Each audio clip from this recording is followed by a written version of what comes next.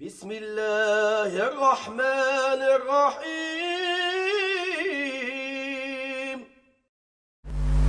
بسم الله الرحمن الرحيم. Assalamualaikum warahmatullahi wabarakatuh. Alhamdulillahi rabbil alamin. Wassalatu wassalamu ala ashrafil anbiya'i wal mursalin wa ala alihi wa ashabihi ajma'in. Saudara sekalian rahimakumullah, Said Qutb rahimahullah merupakan seorang pemikir dari Mesir yang hidup dan menyumbangkan banyak buah pikirannya sekitar tahun 50-an, 60-an, 1950-an, 1960-an. Beliau wafat di tiang gantungan penguasa zalim Mesir pada masa itu, yaitu Gamal Abdel Nasir. Said Qutb rahimahullah sering dijuluki sebagai seorang yang syahid dikarenakan hingga akhir hayatnya beliau dengan teguh berpendirian menyebarluaskan ajaran akidah la ilaha illallah. Saudara sekalian rahimakumullah, buku beliau yang sangat menggoncangkan dunia adalah sebuah kutaib, sebuah kitab yang kecil dengan nama Ma'alim fit Tariq, petunjuk jalan. Buku ini sudah diterjemahkan ke bahasa Indonesia. Dalam kesempatan kita kali ini, kami ingin mengangkat perhatian kita bersama akan bab kedua dari buku tersebut yang berjudul Tabi'atul Manhaj Al-Qur'ani, metode, wujud metode Qur'ani.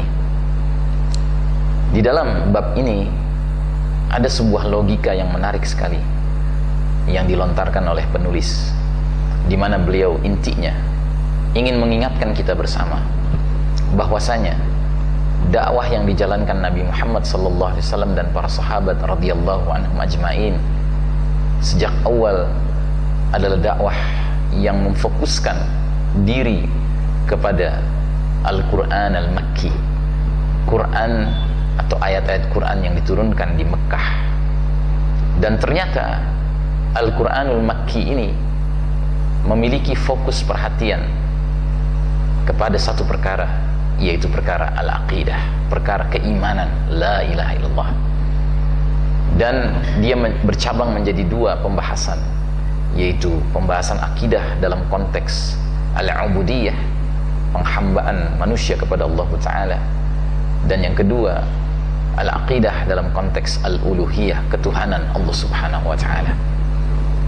Nah, jadi menurut Said Qutb di dalam bab kedua kitab petunjuk jalan ini, bila mana kita ingin mewujudkan tegaknya kembali al-Islam dalam wujud sebuah al-mujtama al-muslim, sebuah masyarakat Islam dengan segenap aturan kehidupannya yang lengkap, sehingga terwujudlah sebuah daulah Islamiyah, sebuah tatanan kehidupan Islam yang lengkap, negara Islam lah sebut saja, maka jalannya harus diawali dengan binaul aqidah, pembangunan akidah, terutama pembangunan akidah untuk menyadarkan umat manusia akan hakikat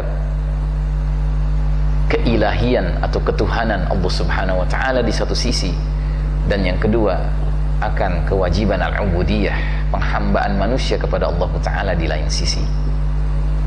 Nah, jadi di dalam melihat permasalahan masyarakat, kita tidak bisa melihatnya dengan cara yang tidak sesuai dengan metode Al-Quran. Bila mana kita melihat masyarakat ini bermasalah, masyarakat ini kembali memperlihatkan ciri-ciri kejahiliahan seperti masyarakat jahiliyah yang dihadapi Nabi dan para sahabat 15 abad yang lalu, maka kita hanya bisa mewujudkan kembali al-mujtama al-muslim bila mana kita meniti jalan yang telah dilalui oleh Nabi Muhammad SAW dan para sahabat, yakni binaul aqidah, pembinaan akidah. Dan ini memerlukan waktu dan kesabaran, sebab dia ibaratnya adalah seperti pohon yang rindang, tidak mungkin bisa menjadi rindang dan berdiri kokoh dan menaungi sekian banyak makhluk bila mana pohon itu tidak memiliki akar yang menghunjam dalam ke dalam bumi dan menjalar ke kiri kanan depan belakang, meluas. Kalau kita menginginkan pohon yang besar, yang rindang, yang kokoh, yang tidak mudah jatuh ditiup angin, maka kita harus memastikan bahwa akarnya menghunjam jauh ke dalam bumi dan meluas ke kiri kanan depan belakang.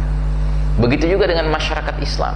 Kalau kita ingin menampilkan kecemerlakan agama Allah Ta'ala Islam ini dalam wujud sebuah masyarakat lengkap dengan tatanan kehidupannya yang paripurna, maka tidak bisa tidak harus dipastikan munculnya dulu sekelompok manusia yang telah kokoh akidahnya, telah mantap keimanannya.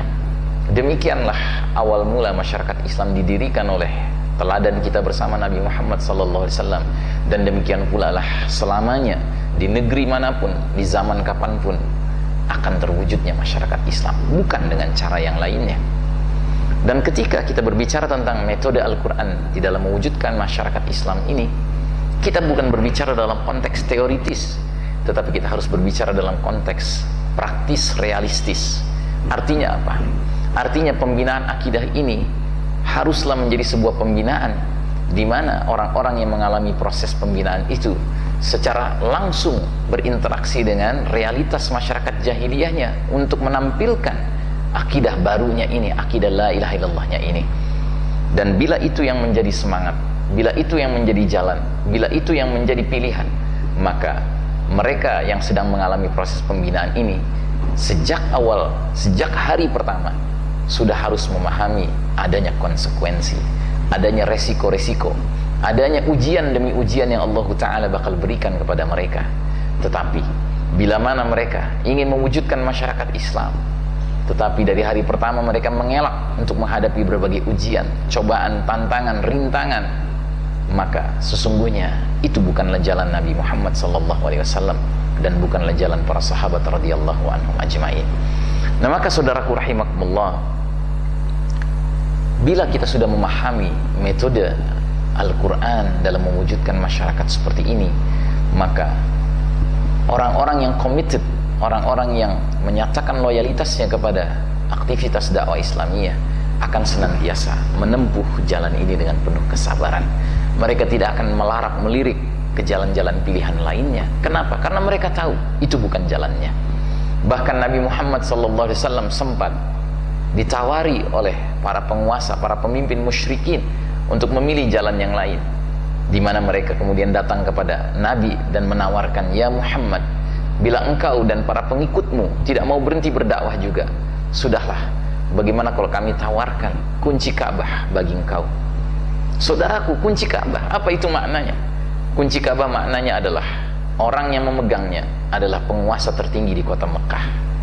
Saudaraku, andaikan Nabi Muhammad SAW memiliki cara pandang yang berbeda dari cara pandang yang Allah gariskan bagi dirinya, niscaya dia akan berpikiran secara pragmatis. Dia akan mengatakan, wah, menarik juga ini, saya pegang dulu kekuasaan, dari kekuasaan itulah saya kemudian bisa merubah akidah masyarakat jahiliyah Quraisy Mekah ini.